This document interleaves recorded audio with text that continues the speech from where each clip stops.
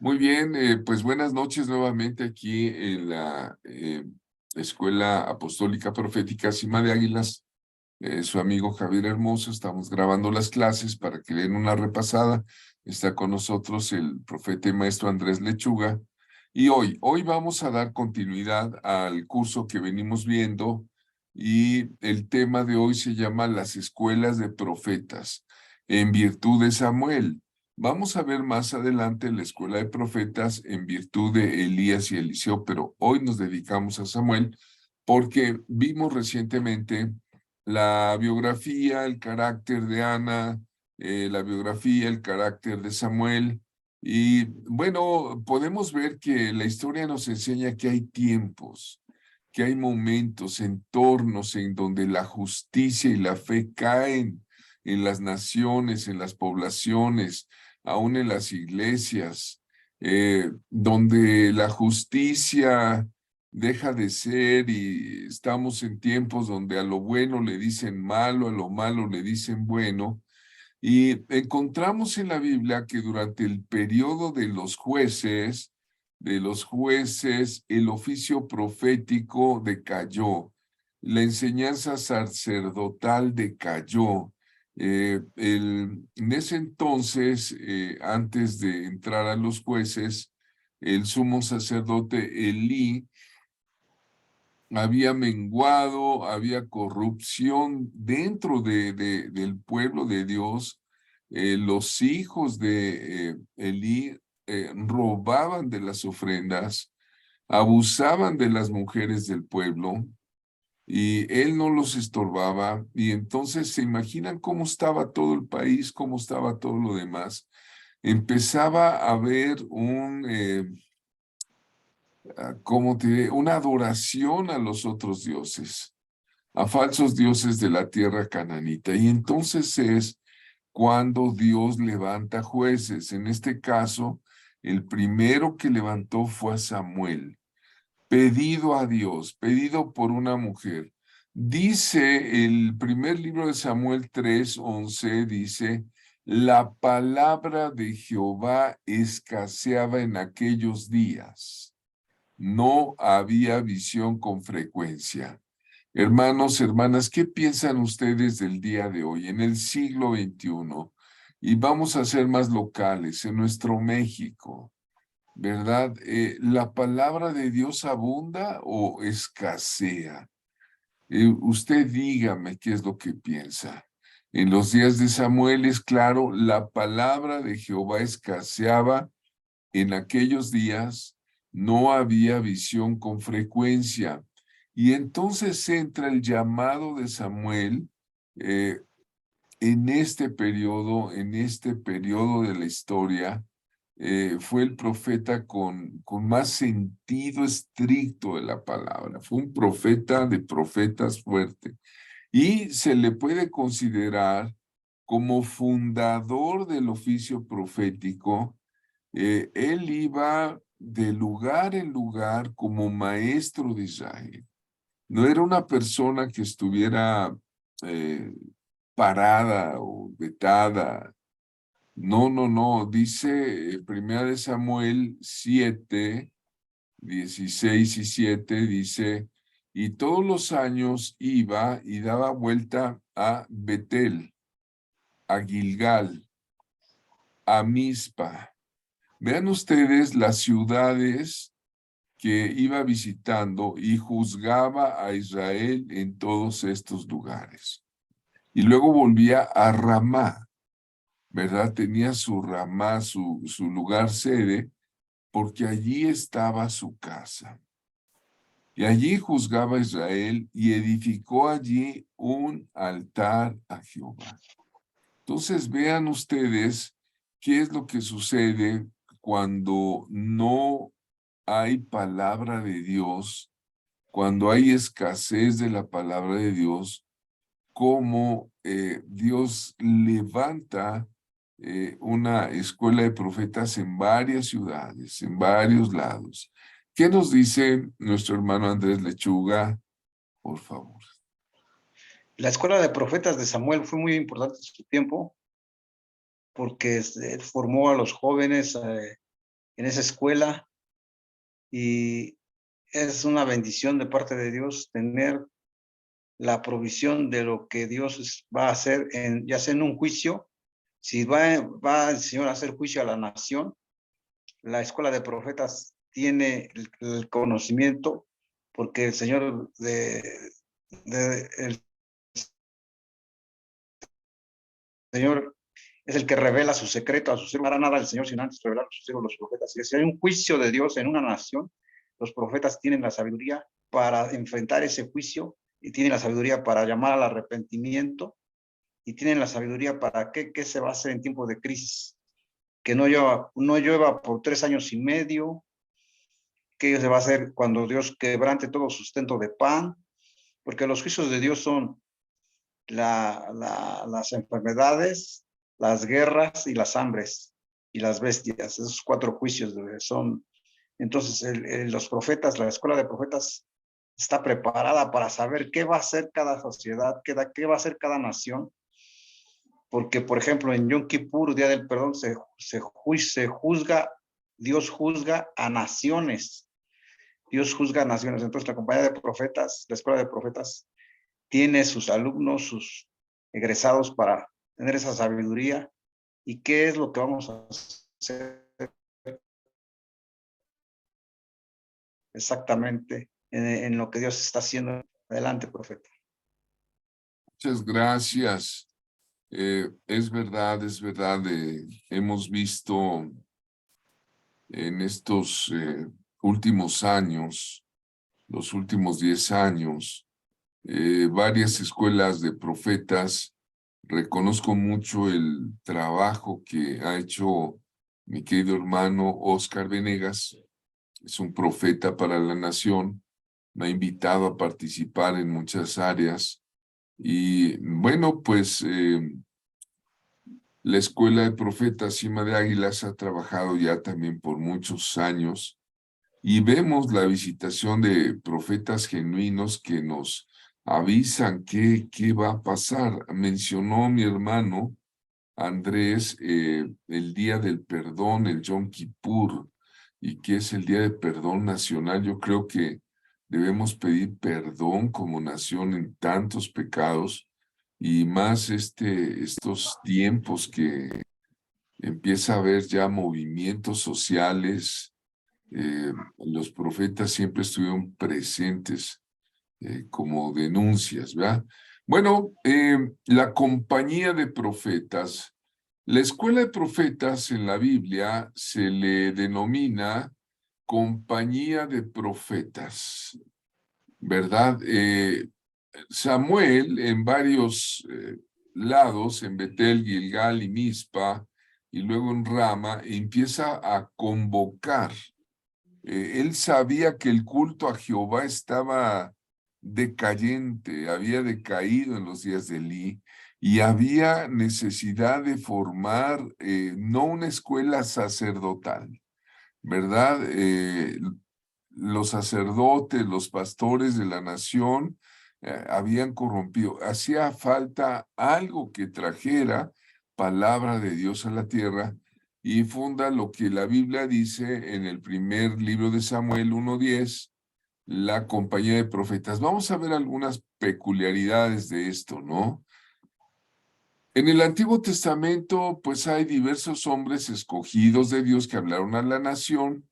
Ellos le hablaban a los reyes, interpretaban también el pasado, el presente y exhortando siempre a la justicia, ¿no? Y dice la escritura ahí en 1 Samuel 10:12, cuando llegaron allá al collado, dice, he aquí la compañía de profetas. Hermano, no se equivoque, no es el nombre de una iglesita, ¿eh? No es el nombre de una iglesia local. Aquí dice claramente una organización profética, una compañía de profetas, dice que venía a encontrarse con él y el Espíritu de Dios, el Espíritu Santo, el Ruach HaKodesh de Dios, vino a él con poder y profetizó entre ellos, ¿no? este hombre Saúl, que no era profeta, por andarse juntando con los profetas, empezó a activarse y profetizó entre ellos. Vean ustedes, lo que quiero destacar es que Samuel había fundado lo que se conoce como las escuelas de profetas. Aquí la Biblia dice la compañía de profetas, es muy claro. No estamos inventando nada.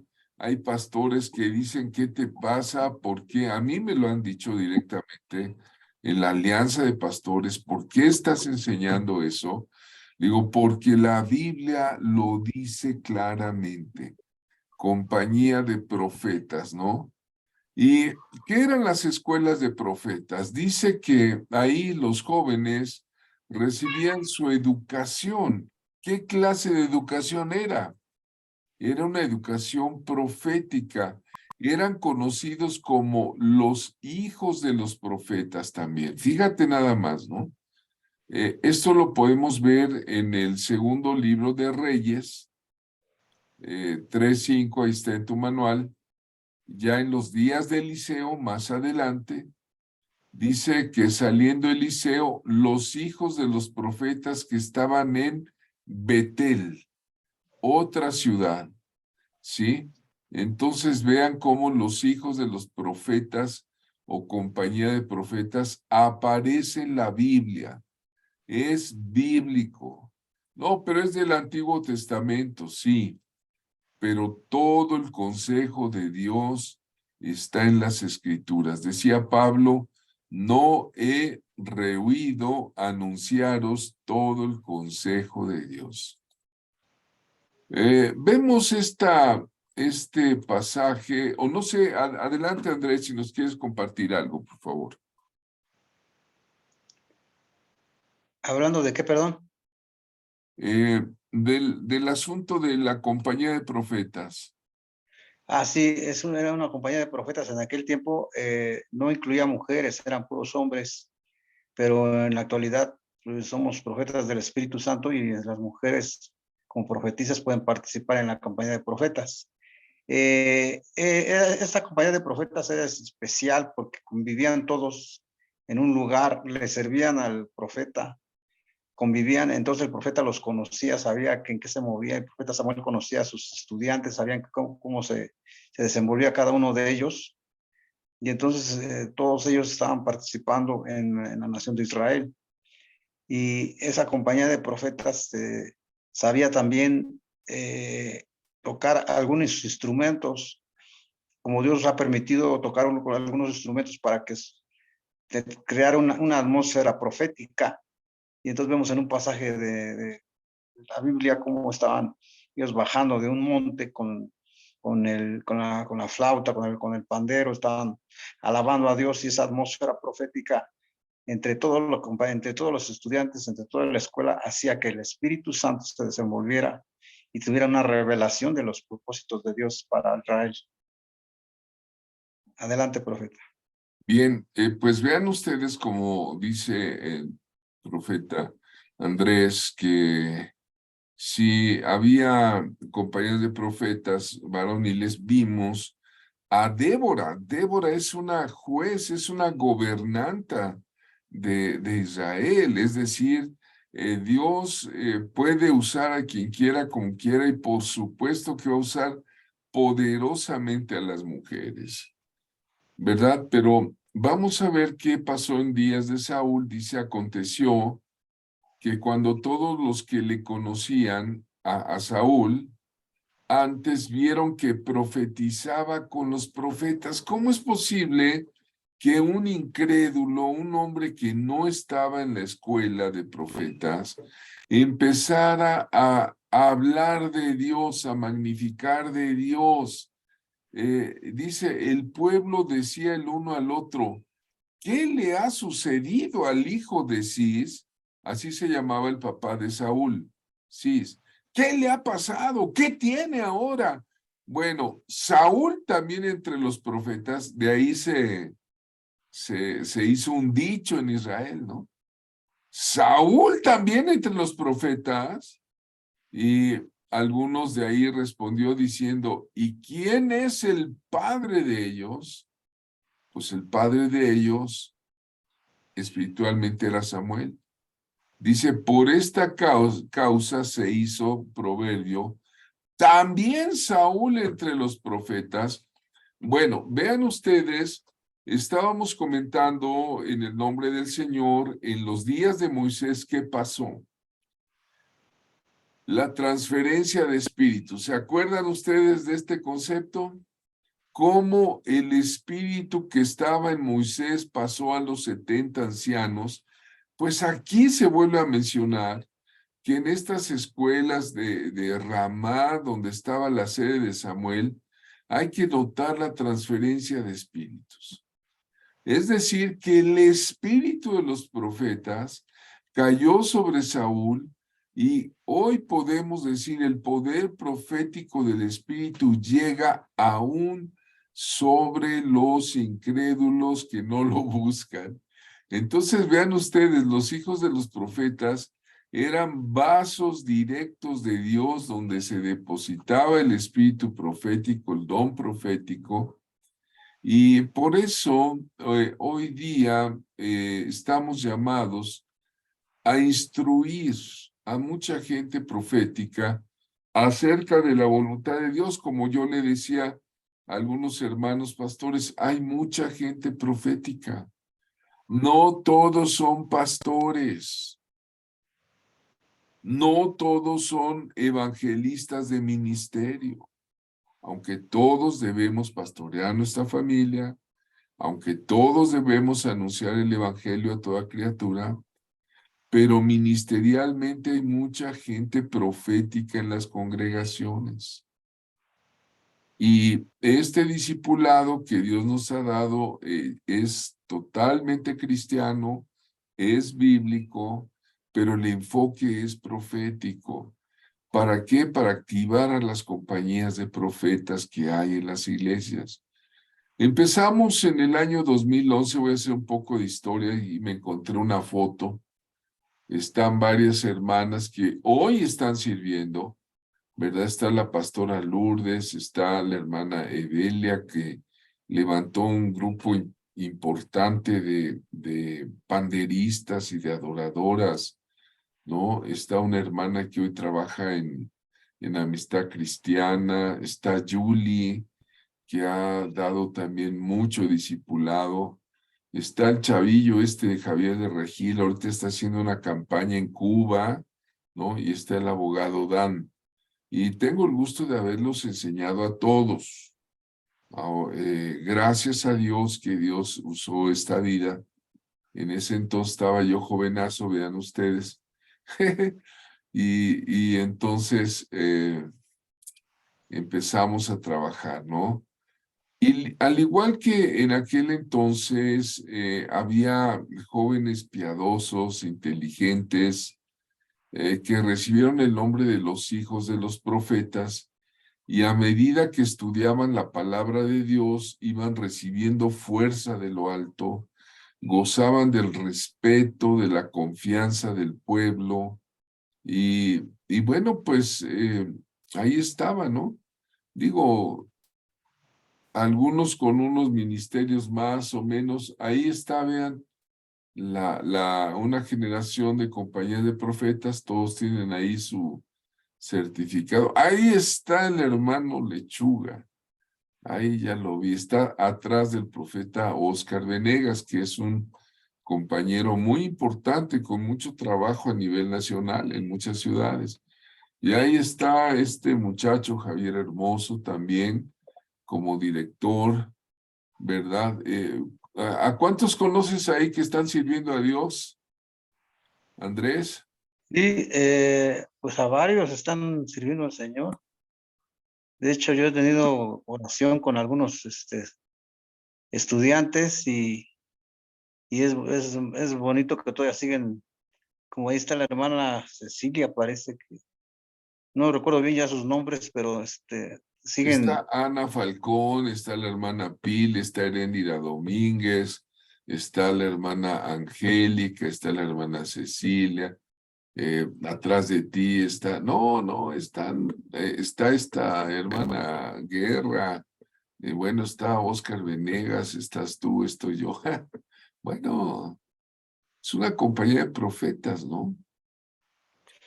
Sí, De la, es importante lo que usted mencionaba, amado profeta, porque dice el Señor, en los postreros días derramaré de mi espíritu y profetizarán.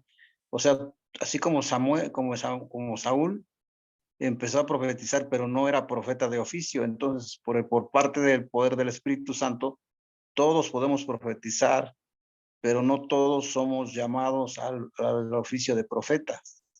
Entonces, nosotros debemos saber eso, que por la atmósfera profética todos podemos profetizar. ¿Qué vamos a profetizar? Pues que Cristo viene, que la gente se arrepienta y lo que el Espíritu Santo ponga. Sí, aquí están otras hermanas que siguen adelante. Sí, está la esta hermana. es otra generación. Otra generación. Yo puedo afirmar que ya somos casi más de 250 egresados de la escuela de diversas ciudades, de Acapulco, de Orizaba, de Tlaxcala, de Puebla, ¿no? Que hemos trabajado, ahora estamos trabajando en este programa de virtual, ¿verdad? Estamos con todos ustedes, hermanos, pero en los días de Samuel, él fundó la escuela de profetas con instrucción del Señor. En ese entonces, pues todos estos jóvenes hombres que entraban, sabían que la corrupción doctrinal y social estaba por todas partes. Y Samuel es levantado con el espíritu de devoción para que oraran, para que profetizaran, para que se instruyeran en la palabra, a ejercer la fe, a caminar con el Creador, a comprender que Dios es Espíritu Santo y en las escuelas de profetas se moldeaba el carácter, la vida de los profetas aprendices, ¿verdad? En estas escuelas, pues el tema era la ley de Dios, la historia, aprendían la música sagrada, ¿no? Como vemos ahí, tocaban, adoraban, eh, eh, la poesía. Muchos maestros también se mantenían del trabajo manual, se les enseñaban los escritos hebreos, se les daban los estudios de pergaminos, de las escrituras del Antiguo Testamento, en fin. Una escuela de profetas es muy importante dentro de la iglesia de Dios. Y les repito nuevamente, aunque hay mucha resistencia, no todos son profetas. En mi experiencia particular en tantos años de ministerio, ya prácticamente 40 años de ministerio, he visto que los seminarios, las escuelas, las instrucciones de obreros cristianos de las iglesias están dirigidas para hacer pastores o para establecer obreros del Señor, ¿no? Pero en un seminario usted va, todas las materias, todo le enseñan al pastorado, ¿verdad? Pero no todos tienen el llamado pastoral, ¿sí? Le enseñan que homilética, que hermenéutica, que introducción al Antiguo Testamento, al Nuevo Testamento, administración de la iglesia, escuela bíblica de vacaciones para niños, y ya pero no todos son pastores. Hay gente profética, gente que Dios le da un mensaje porque están estudiando, les da un discernimiento de espíritus, les da dones de revelación dentro de la iglesia, les da sueños profundos que Dios les habla. Y hoy día, hermanos, pues estamos siendo muy sacudidos por el Espíritu Santo, pero también por el espíritu del anticristo que está preparando ya muchos escenarios mundiales y necesita ver gente profética que ilumine, ¿verdad? Entonces, bueno, pues aquí estamos en la Escuela Cima de Águilas. Dejamos de grabar y vamos a hacer comentarios. Adelante.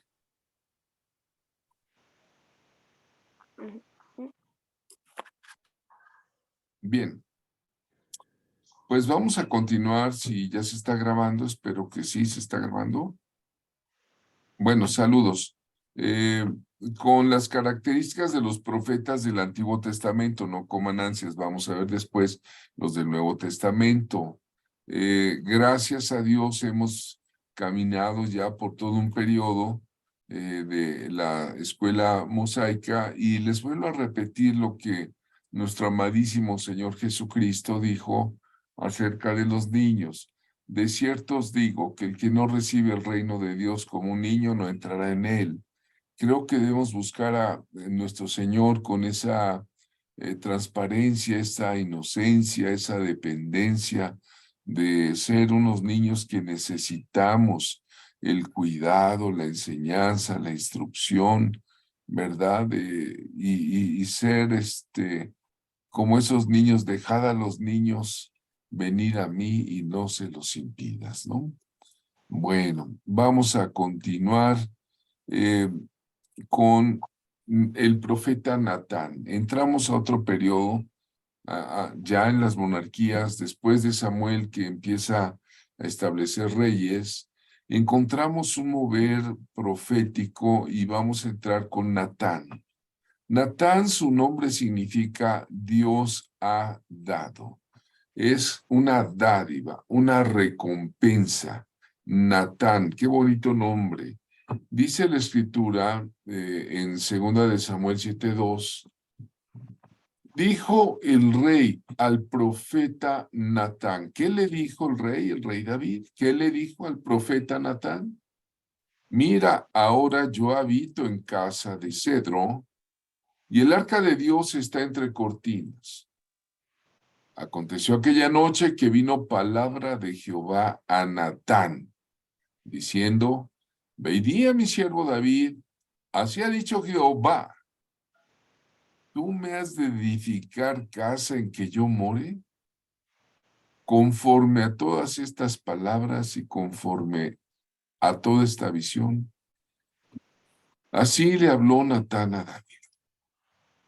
Bien, aquí encontramos a un profeta asignado por el Señor en los días del rey David. David había llevado el arca ya desde Hebrón hasta Monte Moria. Ahí ya estaba el arca y David en medio de danzas trasladó el arca y puso el tabernáculo de David. Ya no es el tabernáculo de Moisés. El arca ya no está en el tabernáculo de Moisés, sino en el de David.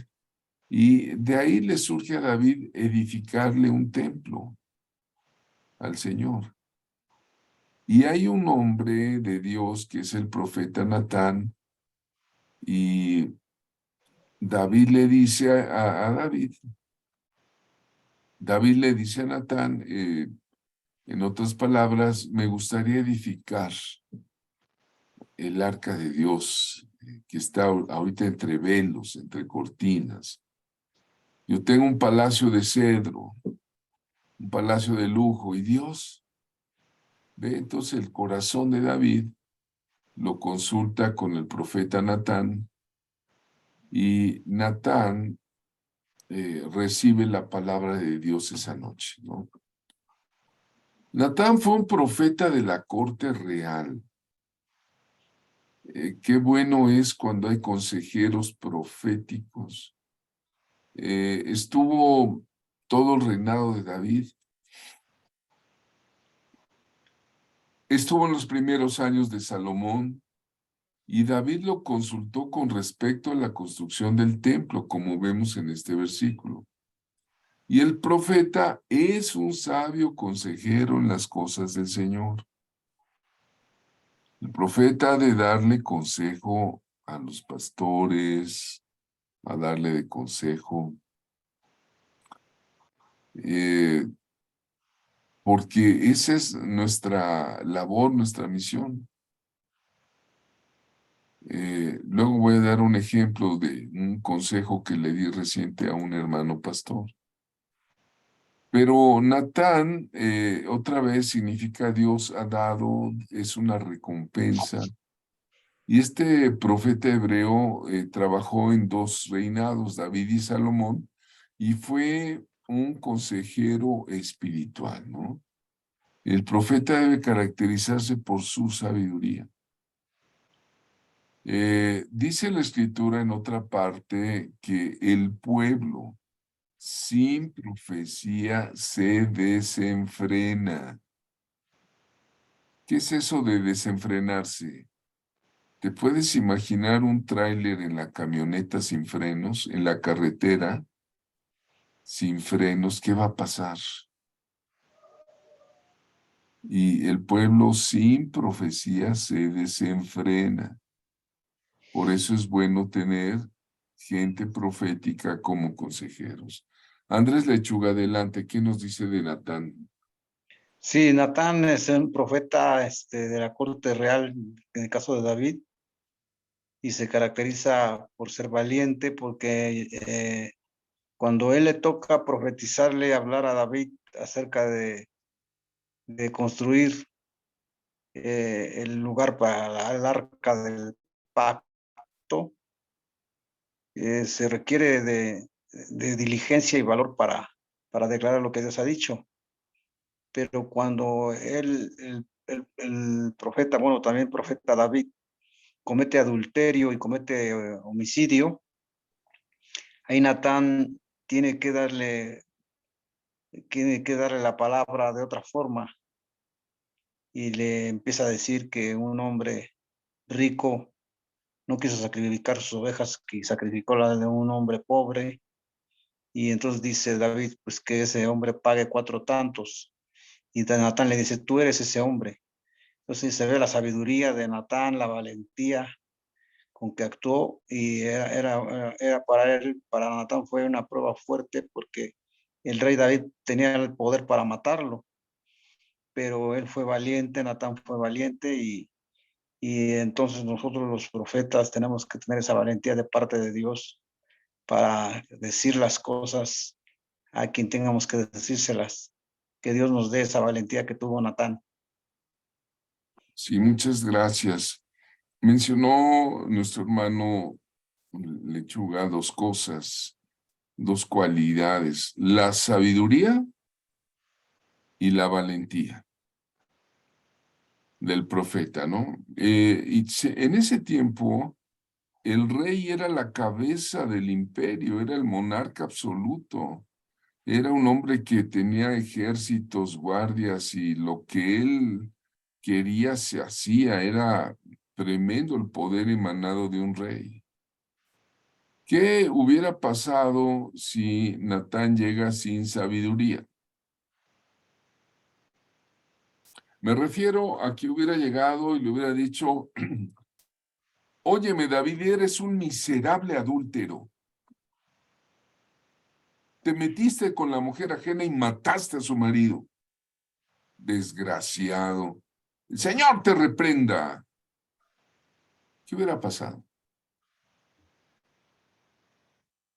Dice la hermana Cuello, pues rápido. Inmediatamente David hubiera dicho, arréstenlo, córtenle la cabeza a este. ¿Cómo osa venir a hablarme así? ¿No? Pero ahí entra la sabiduría profética.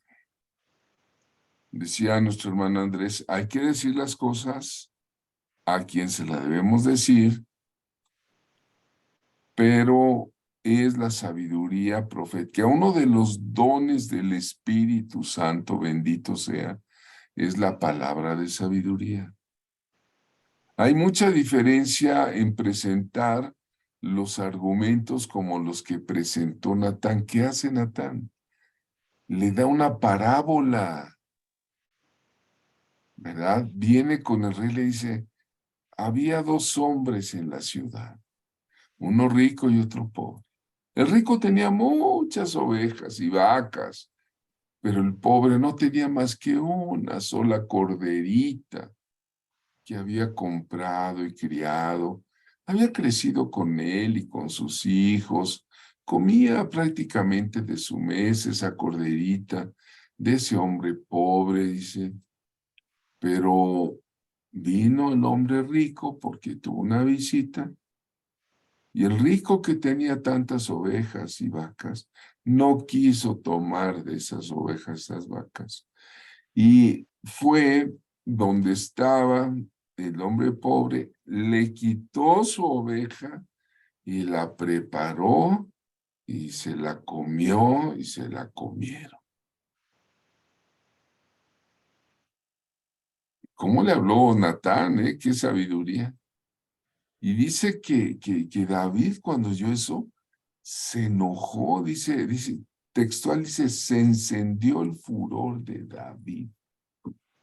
Y dijo, vive Jehová, que el tal hombre lo que hizo es digno de muerte, debe pagar 4 tantos por la cordera, porque no tuvo misericordia. Fíjate la reacción que provocó la sabiduría, el saber hablar proféticamente a la persona. Es muy diferente, ¿no? De venir y presentarse. Eres un miserable adúltero, desgraciado. No, pues no, ¿verdad? Y ya después de que David se enojó por eso, nada más le dijo, tú eres ese hombre. Tú eres ese. Y con eso David entendió todo. Yo creo que dijo, ten piedad de mí, oh Dios. Y empezó a escribir el Salmo 51.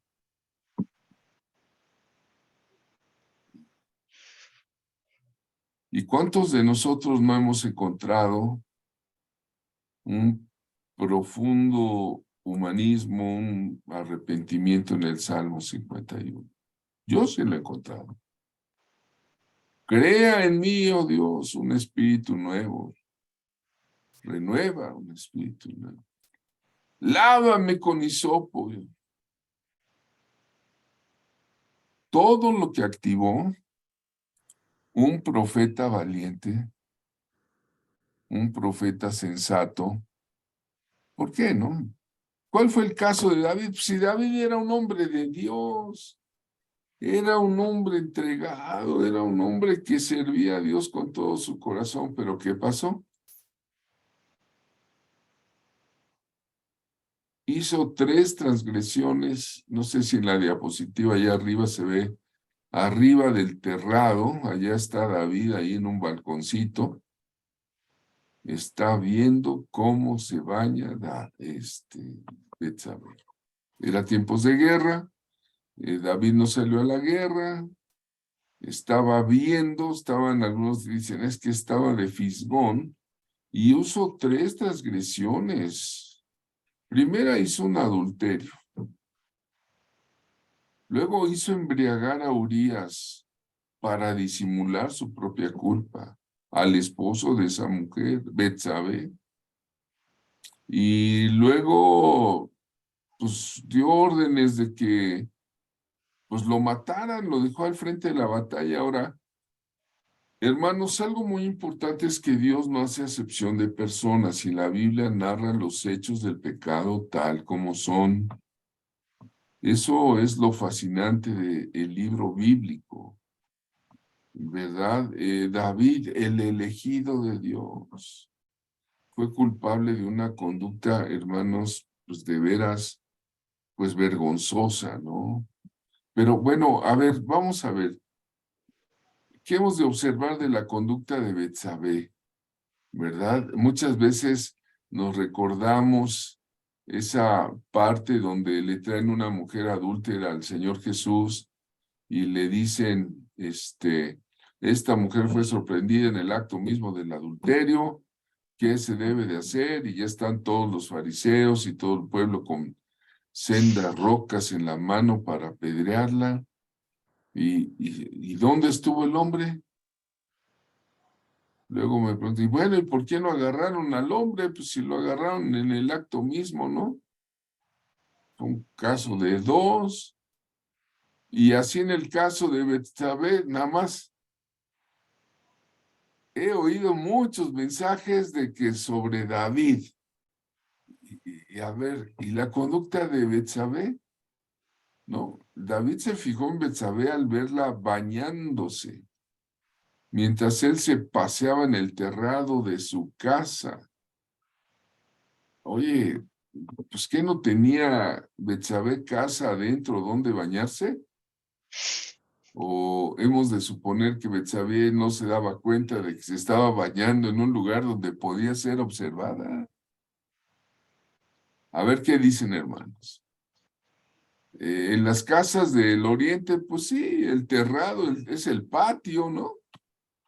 Ahí está, desnudita, en toda su belleza, con sus, ¿no? Ahí pasa el aire. Algunos, oye, Betsabé, no te debías de haber expuesto. Te faltó pudor. ¿A poco no? Bueno, no sé qué piensa usted, ¿eh? No sé qué piensa usted. Pero algunos, bueno, es una disculpa para David, ¿no? Pero bueno. ¿Cuándo fue los resultados? Cuando David mandó llamar a Betsabé, no sabemos qué hablaron los dos, no dice la Biblia, nada más salen los resultados. Cuando llegó David, se acostó con ella y la mujer quedó embarazada. Punto. No sabemos si Betsabé le hubiera dicho bajo cualquier circunstancia, no, estoy casada, tengo marido, no. A lo mejor David no habría tenido oportunidad de cometer el pecado, ¿no? Pero pues con esos ojazos bellísimos que tenía Betsabé, cayó el hombre de Dios, ¿no? Bueno, el resto de la historia es bien conocido, ¿no? Eh, Urías era un hombre sincero, incapaz de cometer una traición, le pusieron un 4, lo emborracharon, lo mandaron a su casa y él dijo, no voy porque pues, estamos en guerra. Y una vez muerto Urías, inmediatamente Betsabé ocupó el lugar de una de las esposas de David. Cuando ella dio a luz al hijo, ella ya estaba en el palacio. Bueno, preguntas para el estudio. ¿Qué piensa usted de eso que pasó entre David y Betsabé? Pero no es el tema, Betsabé, el tema es Natán, el profeta. Bueno, Natán intervino a través de Betsabé a fin de asegurar el trono para Salomón, el segundo hijo de Betsabé, porque si David la tomó por esposa, ya viuda, pues ya, y engendran otro hijo, porque el primero murió como juicio de Dios. Pero el segundo fue Salomón. Y Natán fue muy sabio ante la voluntad de Dios, hermanos, en asuntos muy importantes del gobierno de Israel. Natán le habló a Betsabé, Primera de Reyes 1:11, ahí les encargo que lo lean. Natán le dijo a Betsabé, oye, ¿no has oído que Adonías está allí en el trono, el otro hijo de David? Y le dice Natán, toma mi consejo para que no te maten a ti ni a tu hijo Salomón. Ve con David y dile, oye, ¿no me juraste el trono para Salomón? ¿Verdad? ¿Por qué está Adonías? Entonces ve cómo el consejo de Natán, otra vez el consejo profético, su oficio era ministrar el reino. Y él tiene una visión más amplia que nadie, ¿verdad? Entonces, dice la escritura que Natán incluso escribió las crónicas de los días de David. ¿Eh? Dice el libro de Primera de Crónicas, me llamó la atención cuando vi 29-29, los hechos del rey David, primeros y postreros, están escritos en el libro de las crónicas de Samuel Vidente, en las crónicas del profeta Natán y en las crónicas de Gad Vidente. Entonces, este Natán no solamente era valiente, sino era sabio y era un escritor, ¿verdad? Era un escritor. Vamos a ver la cualidad de carácter de Natán, es la valentía, el temor, ¿verdad? No iba con él, decía Karl Barth, la valentía es el temor que ha hecho sus oraciones. Aquí hago una pausa antes de entrar en el carácter. Hermano Andrés, ¿quién nos comenta sobre esta enseñanza de David y Betsabé? ¿Qué opinas? Sí, el primer punto es que David relajó la disciplina, en vez de ir a la guerra estaba durmiendo, y entonces en la corte real siempre hay cosas de murmuraciones, hay envidias, de ir contra el rey, y entonces ahí había un consejero que se llamaba Aitofel. Al parecer Aitofel era familiar de Betsabé, y Ujú. él quería, Aitofel quería a alguien de su familia en el trono. Entonces probablemente conspiraron en ese sentido, Aitofel aconsejándoles a su nieta cómo poder atraerlo, y entonces se dio lamentablemente la tentación David, que después le costó mucho. Por la misericordia de Dios no fue muerto, porque Natán le dijo, pero Dios ha perdonado tu pecado, no morirás. Pero sí tuvo que lidiar o tuvo que enfrentar las consecuencias del pecado con la persecución de su propio hijo. Entonces, Absalón. Absalón. Entonces, después ya viene un arrepentimiento, después viene pues un quebrantamiento, y es donde David, pues se arrepiente, y bueno, tiene ya después a Salomón, pero hay consecuencias, porque con Salomón, al tener 700 concubinas y 300 esposas, pues le da a Dios la autorización para dividir el reino, y es cuando se divide el reino del sur y el reino del norte. Entonces, Natán fue un profeta sabio, entendido,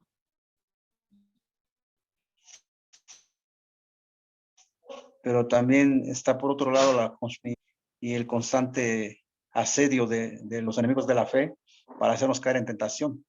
Entonces nosotros tenemos que tener ese cuidado, esa diligencia, y tener ese consejo profético de lo que los profetas están viendo que está haciendo el enemigo. Pero como David confiaba también en Aitofel, que después Aitofel dio el consejo de que fueran a agarrar a David y lo mataran cuando estaba cansado, pero Dios frustró el consejo de Aitofel, y como no le hicieron caso, bueno, pues se dio muerte a sí mismo, ¿no? El Aitofel.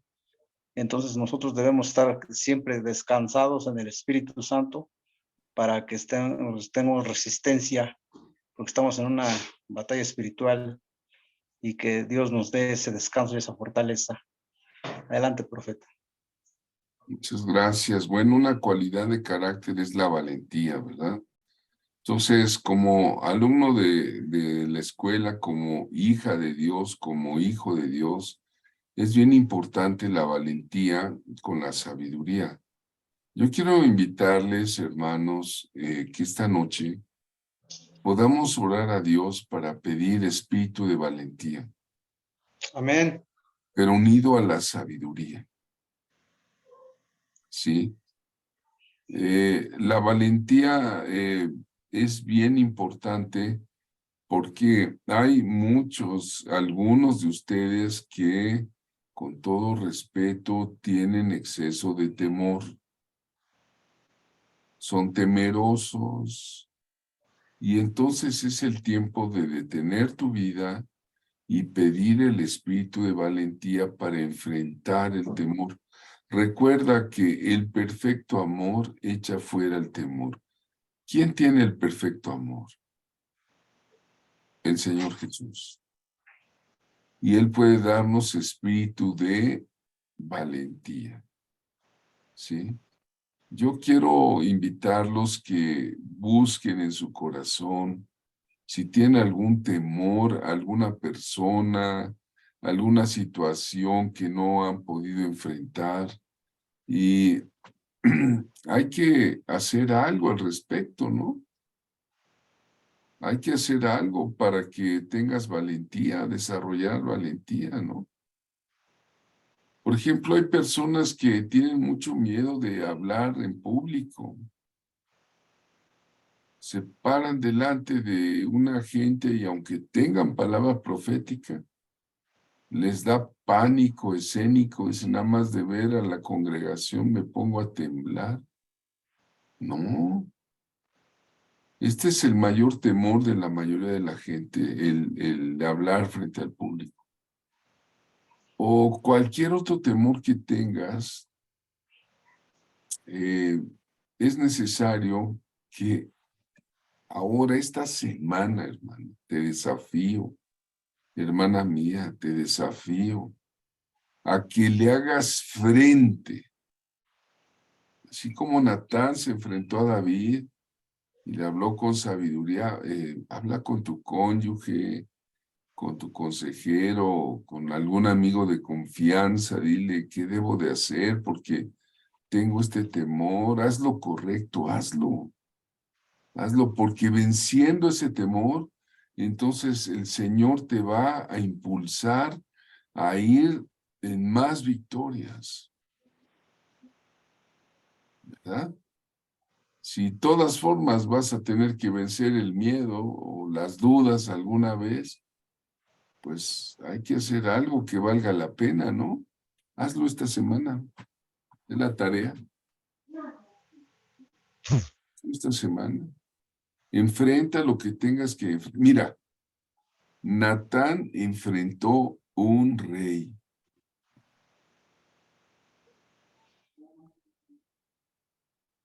Ahí te lo dejo. Vamos a tener una palabra de oración, profeta Andrés, antes de terminar, porque se nos fue el tiempo. Luego veremos. Padre celestial, en el nombre de Jesucristo te pedimos perdón porque hemos tenido temor, Padre Santo. Tu palabra dice que el perfecto amor echa fuera todo temor. Te rogamos que se derrame tu amor en nuestro corazón para que salga todo temor, toda incredulidad, para que salga en el nombre de Jesús toda duda, porque tú quieres todo nuestro corazón para ti, Señor. Como dice tu palabra, hijo mío, dame tu corazón. Hoy te damos nuestro corazón, examínalo cómo está. Ve nuestro corazón cómo está, Padre, en el nombre de Jesús. Echa fuera todo temor de nuestra vida. Amén, Jesús. Derrama de tu amor en nuestro corazón, como está escrito, y la esperanza no avergüenza, porque el amor de Dios ha sido derramado en nuestros corazones por el Espíritu Santo que nos ha sido dado. Declaramos un derramamiento y un fluir del amor de Dios en nuestro corazón. Cerramos puertas al temor y abrimos puertas al Espíritu Santo con su gran amor, porque Él dijo, de tal manera amó Dios al mundo que ha dado su Hijo unigénito para que todo aquel que en él cree no se pierda, mas tenga vida eterna. Dios es amor.